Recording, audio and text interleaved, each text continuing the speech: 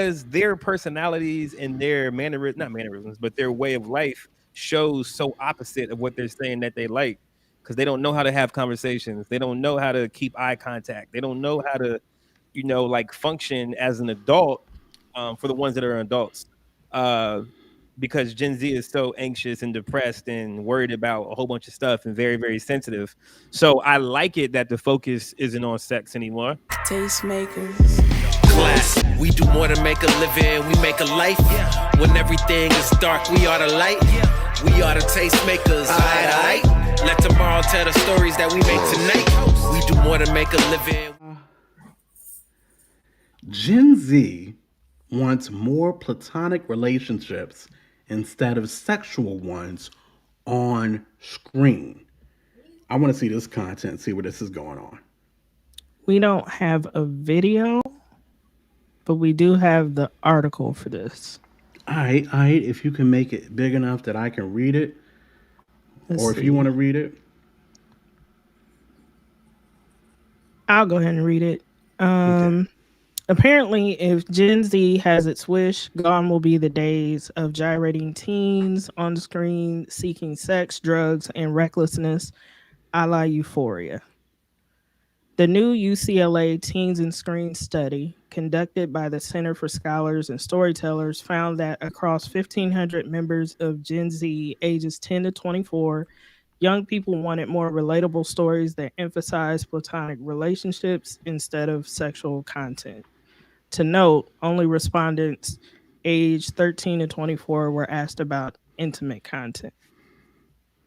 Adolescents opted to see lives like their own on screen, which included less romance. 48% of adolescents feel that sex and sexual content is not needed for the plot of most TV shows and movies, with 51.5% wanting to see more content focused on friendships and platonic relationships. While it's true that adolescents want less sex on TV and in movies, what the survey is really saying is that they want more and different kinds of relationships reflected in the media they watch. We know that young people are suffering an epidemic of loneliness and they're seeking modeling in the art they consume, while some storytellers use sex and romance as a shortcut to character connection. It's important for Hollywood to recognize that adolescents want stories that reflect the full spectrum of relationships. Okay, well, we'll cap right there. Yeah. Gen Z is actually, to answer your question, It's 11 through 26 right now. Is that what it is? yeah, it's anybody born from 2000 to 2020, I believe, or 2002 to 2020. So Google is saying 97 to 2012. For Gen Z? Gen Z. Yeah. That's what Google is saying. Which goes a little more so with what was said in that article. That article said 10 to 24, depending on when that article came out. So they're saying roughly 11 to 26. So somewhere in that range. Yeah, because they do consider them millennials. But what do you guys? I mean, just in general, you hear that? What are your thoughts? I love it. I love it. I love it that they're not so sexualized as we are, and that they're coming up. It's weird because their personalities and their not mannerisms, but their way of life shows so opposite of what they're saying that they like. Because they don't know how to have conversations. They don't know how to keep eye contact. They don't know how to, like function as an adult. For the ones that are adults. Because Gen Z is so anxious and depressed and worried about a whole bunch of stuff and very, very sensitive.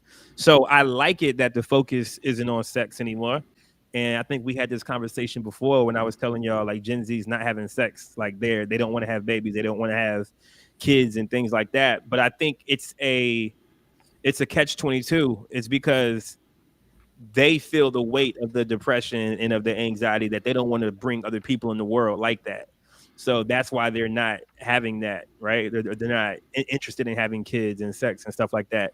But then the other bad part about it is that do they know how to cultivate these platonic relationships that they say they want, right? Are they building these relationships in a healthy way? Do they know what healthy is? What it looks like? I think that's what they're saying, Goss. I agree with you wholeheartedly. I think because of their lack of knowledge and understanding of how these platonic relationships are to be developed, they're Yeah. wanting to see more of that. You know what I mean? And less of the sex. Regis made a good point, and I wanted to throw this in here as well. He said, "Don't shoot the messenger," but I think their accessibility to porn has an impact on what they want to see in the arts. The fact that they see so much of it and they have access to so much of that that they maybe don't want to see that on screen as much. Like they can get the full McCoy when they want that, per se. I wonder as well. So I'd have to Google. Google knows all of a sudden again. I wonder what the numbers porn wise are for their age compared to other generations. So that's a thought too. I love it in the sense that let's get a lot of sex off TV, right? And I do believe sex has become a easy way from a character development standpoint to try to say, oh, these two characters feel a way about each other. You know what I mean? I think that is, yeah, allowing people to work a little bit hard from a writing standpoint or whatever. Key and Bree, what's your thoughts? I actually think that they are probably more emotionally intelligent than we were. You And think not Key so? and I do. I think they're more emotionally intelligent than we are, and that's why they want to see that reflected on TV. I think a lot of times, I think when you look through how generations were taught about sex, sexuality, and interconnect and the connection in relationships, like it went from we don't show sex on TV, we're hiding it, even though we know it's behind the curtain, to sexual liberation. So we're going to talk about it, we're going to put it in your faces, to sexual revolution. So now we're going to be we're going to embrace our sexuality in a way that everybody can see it. To like, okay, we understand what sexuality is. We've had enough of it. Can we spin the block and talk about the relationship or the connection part of it?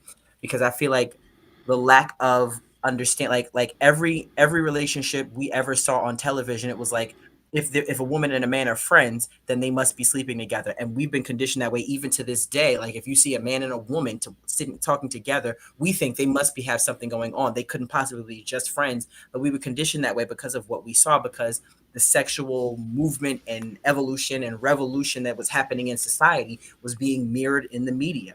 And I think now, because of the level of emotional intelligence that most of these little kids got, because they got a little more sense than we do when it comes to connection and stuff like that, even through the pandemic, that's just my thought process on it.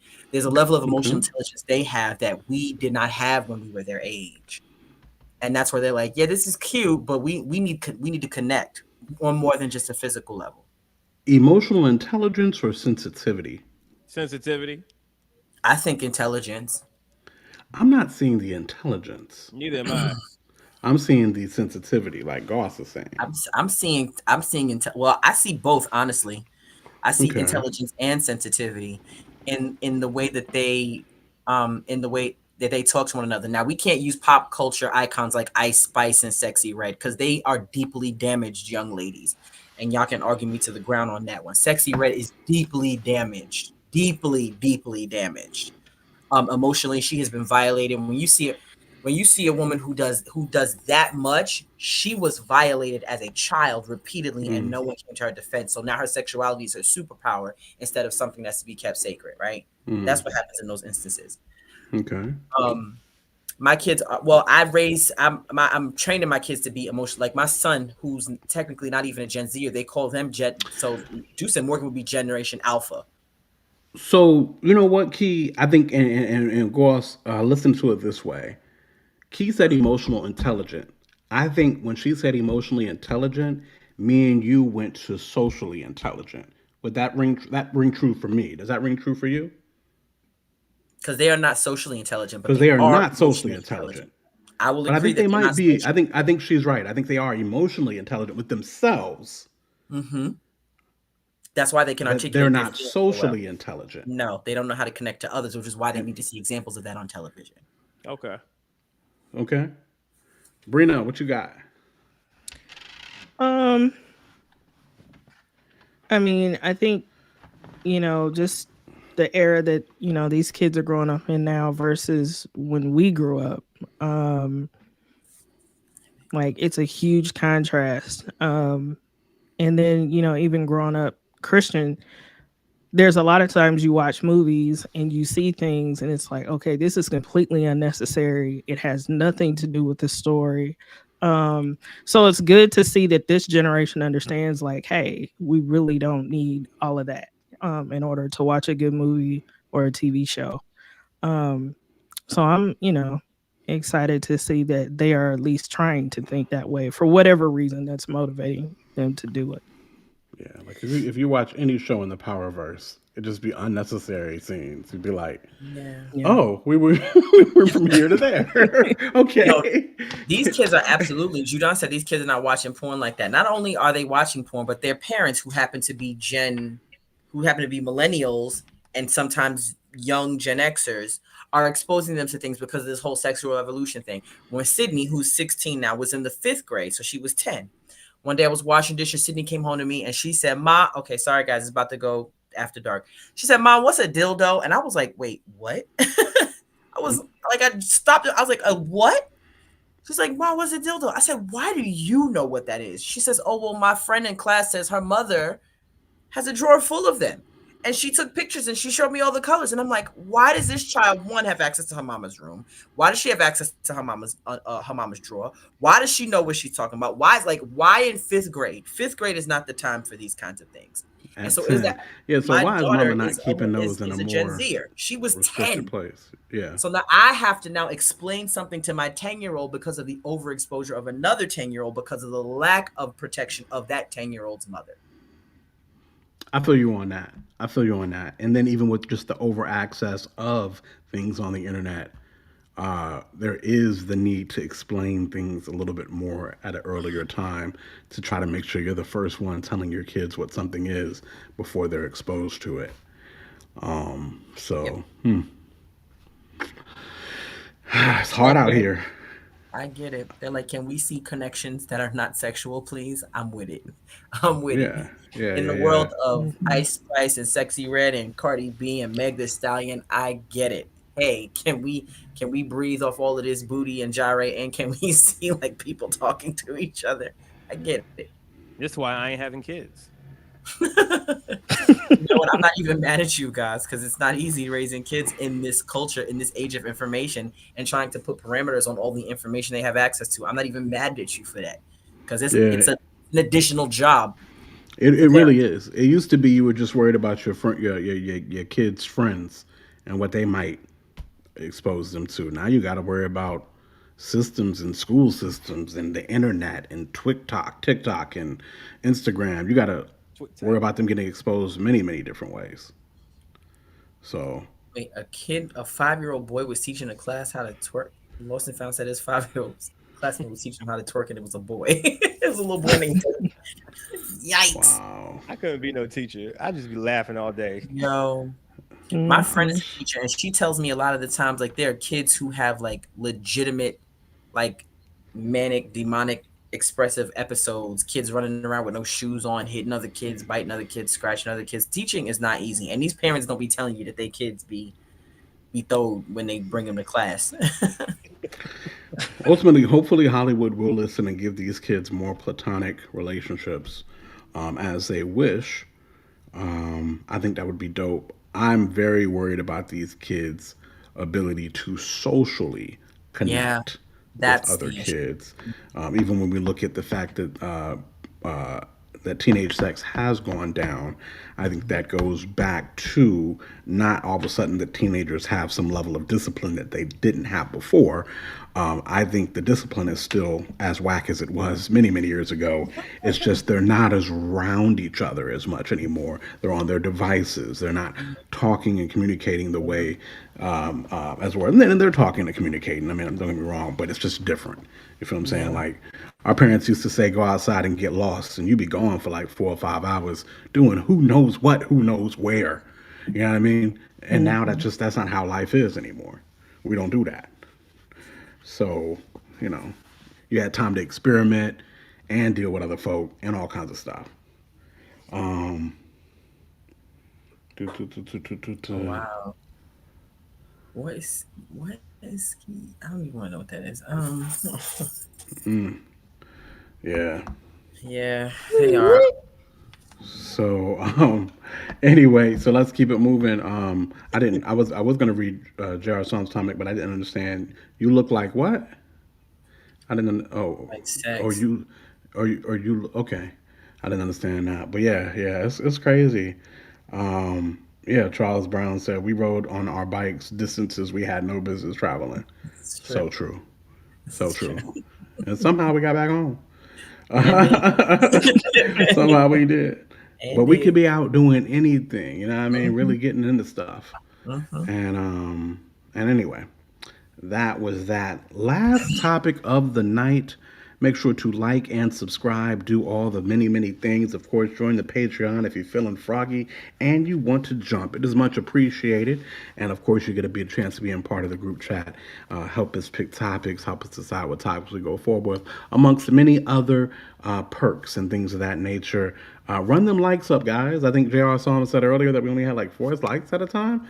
At a certain Yes. time, please, please, please, please send us a like. It's the least. It's like your reasonable service, right? Yes. So please send us a like. Just hit the like button. Real simple. Anyway, check this out. Um, we rode our bikes like that because of Goonies and ET. We was trying to find the next adventure. Indeed. We really was. We was trying to find the next adventure out here. So with all that being said, last topic of the night. This is going to be quite an interesting one here. I'll go ahead and let Key introduce it. Then we'll drop the video. Or Key, do you want to go to the video? Then you introduce. I'm gonna introduce. Tastemakers. Class. We do more than make a living, we make a life. When everything is dark, we are the light. We are the tastemakers. Aight. Let tomorrow tell the stories that we make tonight. We do more than make a living, we make